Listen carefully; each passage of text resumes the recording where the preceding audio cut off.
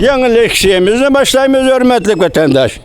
Bugün çislağa 2024 yıl. 4. ayının Teyve. 4. ayının 11. günü vatandaş. Endi sizlerge sözleydiği leksiyemiz bundaq.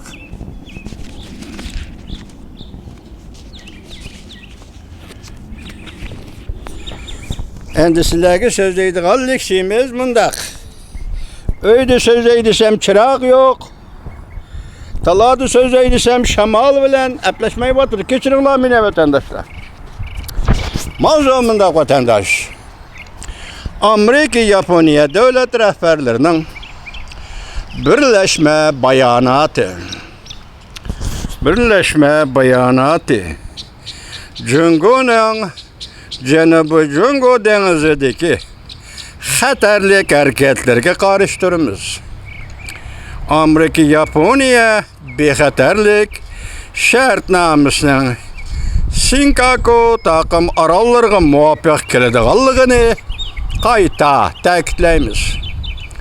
Tayvan boğazı muqimligining muhimligini qayta ta'kidlaymiz.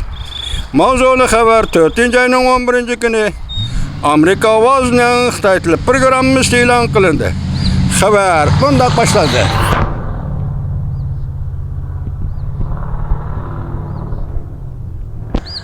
Xabar bundoq boshlandi.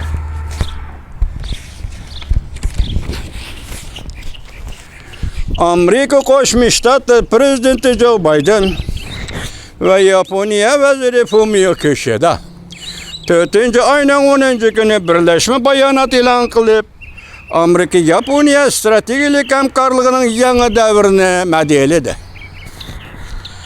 İki devlet rehberleri Yaponiya veziri Fumio Kishida Washington'da devlet işleri ziyaret edip bargan mezgilde bu birleşme bayanatını e'lon qildi. Bayanatda mundaq ko'rsatildi. İki devlet Yaponiya, Amerika öz aldığa yoki qurolliq tahdid orqali Sharqiy Jungo dengizida ve Janubiy Jungo dengizining hozirgi holatini o'zgartirishga uringan. Har qanday urinishlarga qat'iy qarshi Hamda Yaponiya Amerika bexatarlik şartnamesining Sinkako takım arallarga muvaffaq keladiganligini qayta sharhlaydi. İki devlet rehberleri yani Jungo'nun Janubiy Jungo dengizida yaqinda qo'llangan xatarlik ve o'rlitish karakterlik hareketlerine tanqid qildi. Hamda Tayvan boğazının muqimligining muhimligini ta'kidladi. Tuvanda Amerika Yaponiya rehberlarining birleşme bayanatda to'xtalgan Jungo'ga munosabatli qismlarini qisqacha tarjima qilib tanishtiramiz. Bizning yarışar karakterlik sheriklik munosabatimizning yadrosi, yani Yaponiya Amerika ikki davlatning yadrosi ikki davlatning mudofaa ishlari va bexatarlik hamkorligidir. Bu xil hamkorlik har qanday vaqtgadan mustahkamdir. Biz shundoq tan oldik. Bizning ittifoqdoshlarimiz yana endi tinch okeanning tinchligi, bexatarligi va gullanishning bu asosidir. Prezident Joe Biden qayta sharhladiki, Amerika Qo'shma Shtatlari yanala shartnomaning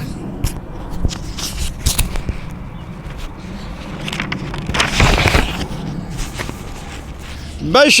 maddesiga asosan Yaponiyani qilcha tavranmay qo'llaydi. Balki butun iqtidorini ishga solib qo'g'daydi. Cümleden yadro kuchini ishga solib qo'g'daydi. Diqqat vatandaş, Amerika Qo'shma Shtatlari Yaponiya birleşme bayanatı. Birleşme bayanatı burunqi bexatarlik shartnomasining 5.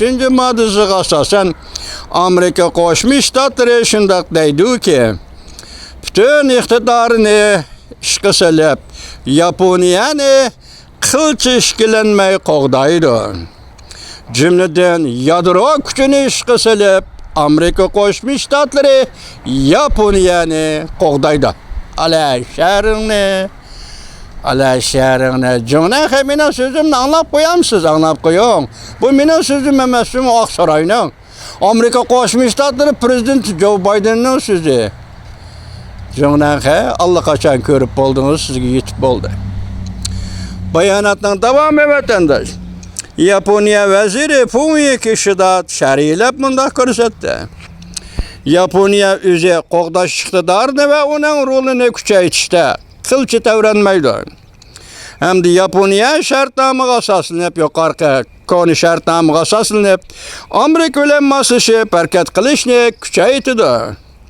Amerika Qoşma Ştatları Prezidenti Joe Biden bexatarlik şərtnamasının 5-ci maddəsiga asasen bu şərtnaməni Chicago taqım arallarga qo'llanishga bo'ladi deb qayta şərildi.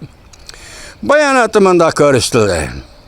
Biz qayta şərilaymiz ki, biz Cumhuriyet Xalq Cumhuriyetining har qanday qurol ishlatib tahdid selishiga qat'iy qarshidurmiz. Ana. Ravan aloqa munosabatlar va amaliy tadbirlarning muhimligini ta'kidlaymiz. Xata tushunish, xata hukm qilishlardan saqlanib, bo'libmi endi Tinch okeani rayonida to'qinish yuz berishdan saqlanishni ta'kidlaymiz. Biz Cumhuriyet Xalq Cumhuriyeti bilan aloqa munosabatda bo'lishni ta'kidlaymiz. Cümleden rəhbərlər ara berib kelişdimi? Şunun işida mümkün bo'lgan ahvol ostida ortaq mənfəətimiz bor sohalarda Cumhuriyet Xalq Cumhuriyeti bilan hamkorlashadigan niyatimizmi bor. Men misal qisqartib kechiringlar vatandoshlar.